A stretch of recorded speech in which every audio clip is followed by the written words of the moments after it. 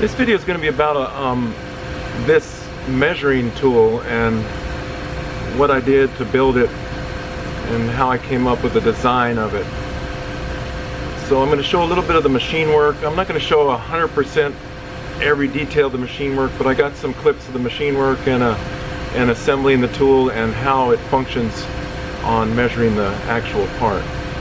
So let's get to the machine work first, and then we'll look at the assembly and how it's used. Originally, I had designed these tools to work like this. See, here was the tool for checking the large diameter of the face groove, and I was going to machine this, and it was just going to let it flex about this flexure here to measure the large diameter, and then this here I was going to use to measure the width of the groove, because this is the way the drawing dimensions it. But when I found this linear slide in my garage when I was looking for some other things, and so I decided I could make the tool like this, which is what I'm going to show in this video, and combine both dimensions in one tool. But actually I'm going to measure the diameters of the groove, and because I made this standard in an earlier video, you can see that for the API groove standard, and I could set the 0 on my indicators. So this right here is the tool that I'm going to be showing being built in this video, and it's all because really I found this linear slide that I could use to make this with.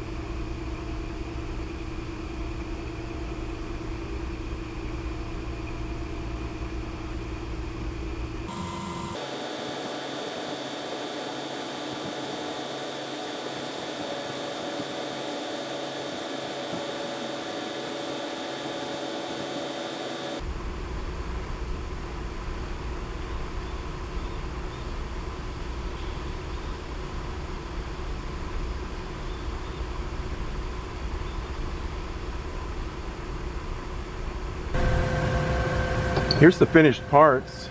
Here, you saw me machine in the video. I was going to explain something because it wasn't too clear in the video. I made this fixture piece here because these parts are somewhat difficult to hold on the second side, so I've machined this part on this side first, and also this part on this side first.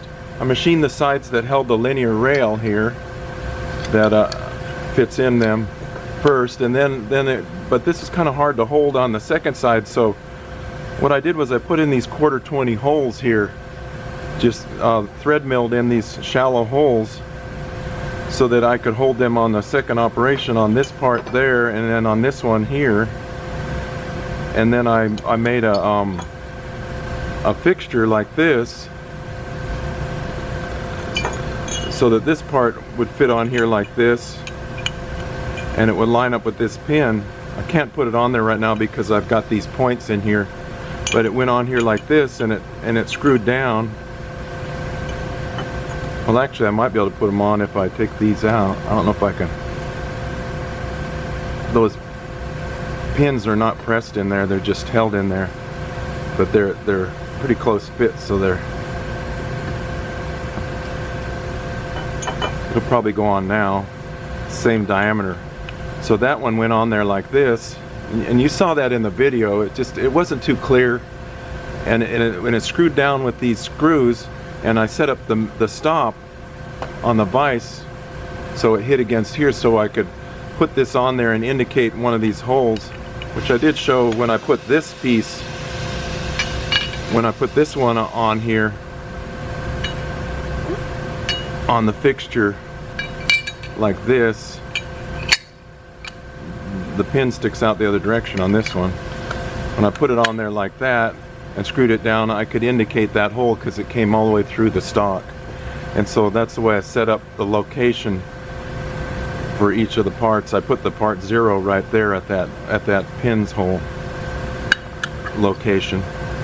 And so that's the way I held the parts for the on these two parts here, this one and this one, for the second operation.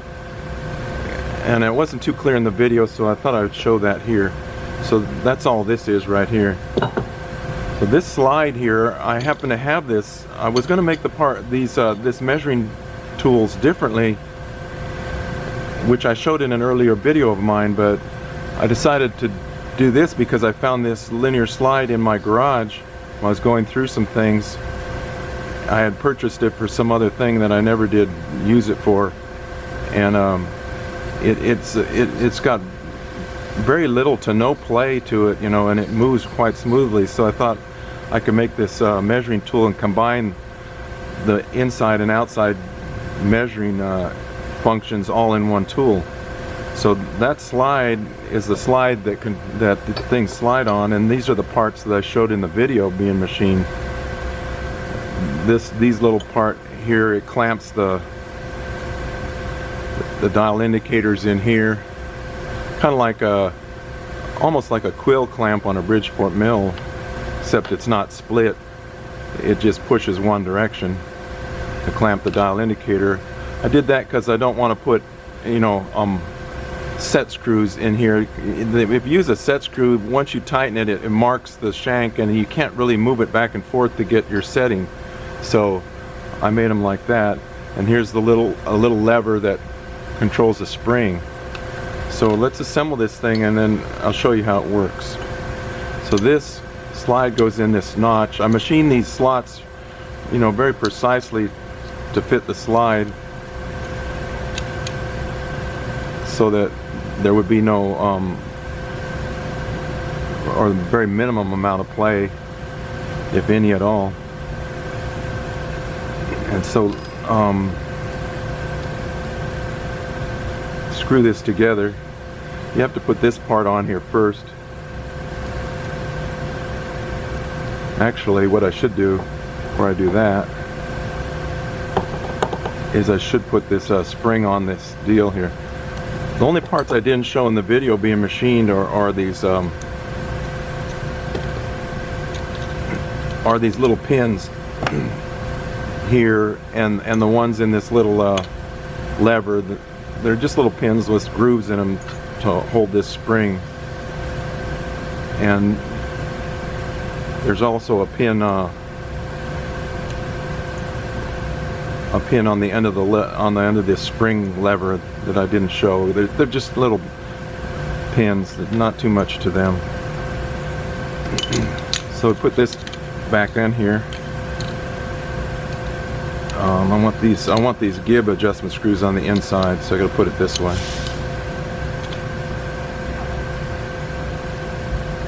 Although this little slide has adjustments on the gibs here, but I never messed with them. It comes pre-adjusted from whoever makes it. It's actually, it shows the manufacturer here. It's called it's laser etched into here. You might not be able to see that. I don't know if you can see that in the light here. It's called Deltron, and this size is an N6 size.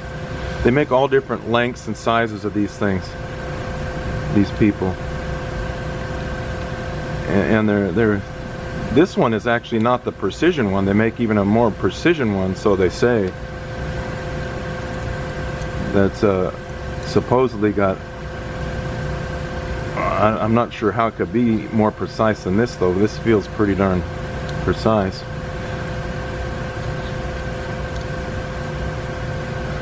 So that holds the slide in there, and then we put this one in here, and I just use the mounting bolts or screw holes that were already in the slide.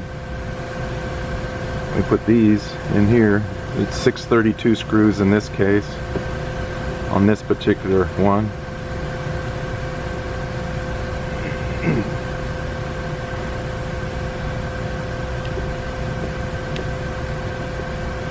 Like this.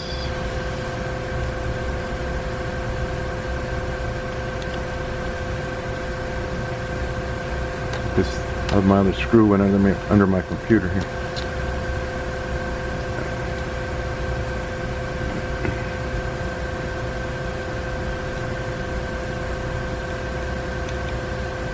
Okay, so that's the slide mounted on the arms. Now I was careful to machine this just right so that these arms are lay flat with each other here. That's gonna be important for what this is intended to do, to measure this face screw in the part.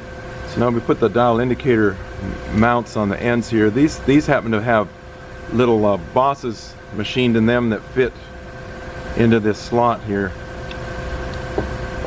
nicely like that.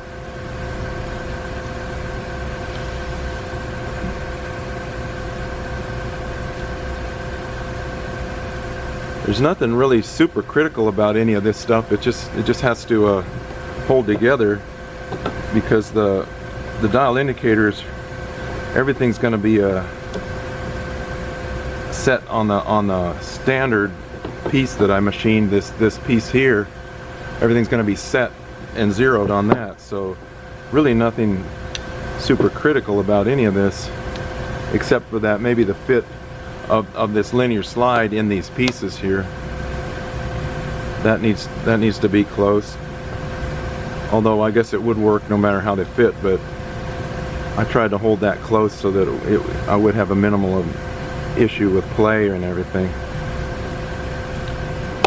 Although if all the screws are tight, I guess it really doesn't matter. I'm just holding this down against the bench to make sure these are flush with the bottom of the part here. Although that really in itself doesn't even matter either. I don't think I got that one quite flush.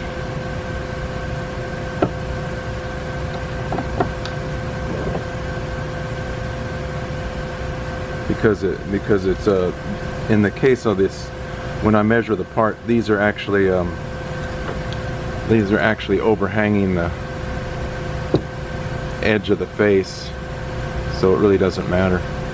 So on one of the dial indicators, which is going to be the one that measures the smaller diameter of the face screw, this indicator happens to read backwards, so I stuck a plus and a minus on here to kind of remind me that it's a backwards reading situation there. That's the reason for that. So we'll stick this in here. See if I can get this indicator in here. Okay. And we're just going to, for the time being, roughly just snug those in a position about like that. That's going to have to be adjusted in a minute here when we put it on the setting standard. So this one will be for the bigger diameter, which, as I say, reads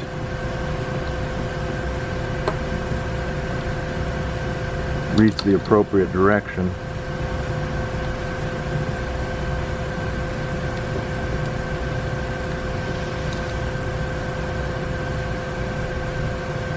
That.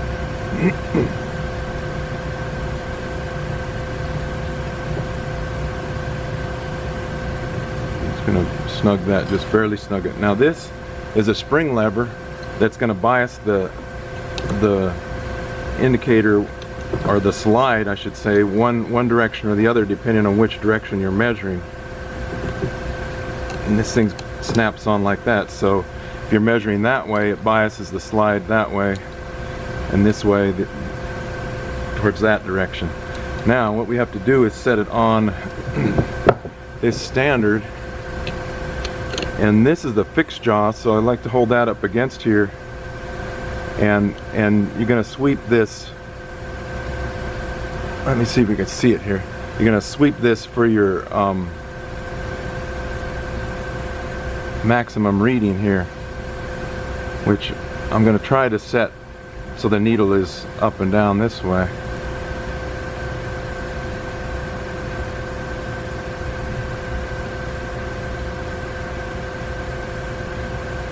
So in a minute I'll show you how this is actually used on the part to get it to set, you know, to measure.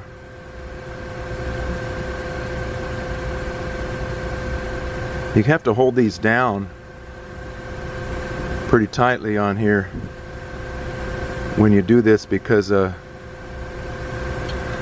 this taper, it naturally wants to come up the taper. You can see the dial indicator moving when I let the pressure off of it. Okay, so that's the small diameter measurement here across the inside of this groove. Now we're going to go over here to the major diameter and set it. We're going to hold this fixed jaw up against the and sweep for the maximum reading here.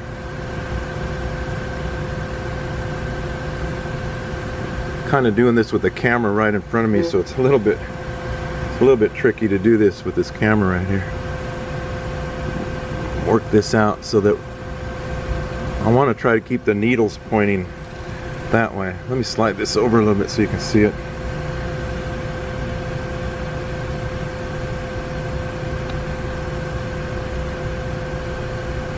Zero the indicator there. Let me tighten up this clamp screw on this indicator. If I can find the screw.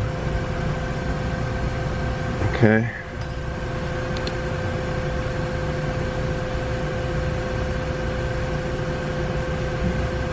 So that's zeroed there. And this is the big diameter. Let's check this one again. But over here,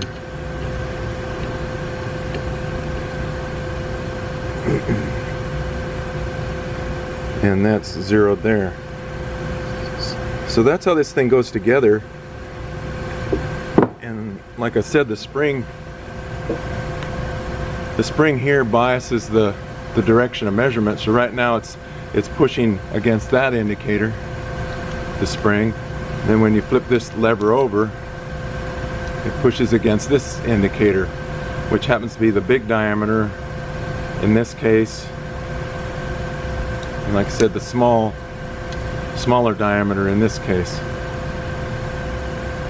So let's go over to the part, and I'll show you on the actual setup piece how this works. We're over at the machine, and here's the first aluminum setup piece in the chuck of the machine still. So this is like if we were machining the part and we were checking this groove and measuring it as we're machining it. I've already finished it, so you're going to see it already finished size, but you would use this, of course, to creep up on the dimension as you machine it. And this is the fixed jaw of the instrument, so I want to hold the weight of the tool on the fixed jaw that doesn't move, so we don't influence this measurement of the moving jaw. So I'm going to put that down at the bottom in the case we're measuring the big diameter here, and I'm going to hold down against the face, and then we're going to sweep the maximum size. Now I have to kind of hold pressure down on this. You see how the indicator moves a little, because you have to keep the tapered, these are tapered pins, and you have to keep them down on the measuring surface with the face and the taper of the pin. So I have to hold pressure down here, and here, but not to influence the jaw, of course, just enough to hold it down and sweep it. And see, I'm about plus 1/1000th on my major diameter. My tolerance is plus or minus 2, so that's in tolerance on there. So now we're going to go and measure the smaller diameter. We got to flip this lever over and come onto this indicator. And this being the fixed jaw, I want to hold the weight of it against there. And what we're going to do is we're going to sweep for this, our maximum reading here. You can see here I'm about, what is that, about plus 1/2 of a thousandth. Remember the indicator's reading in reverse. That's my little plus and minus sign on the, I taped on there. So that's a 1/2 thousandth large. The tolerance actually on the groove here, because the groove is dimensioned on the width, the tolerance on the diameter is twice the amount of the tolerance they give me on the width. And my tolerance on the width is 4/1000ths, so I have actually 8/1000ths tolerance on this diameter. So it's plus or minus 4/1000ths, because the standard is set right in the middle of the tolerance. So I bring this against there, and I hold the pressure down on this one, which is the fixed jaw, and sweep the part like that. So that's how the tool works on the actual part of the, being machined in the machine.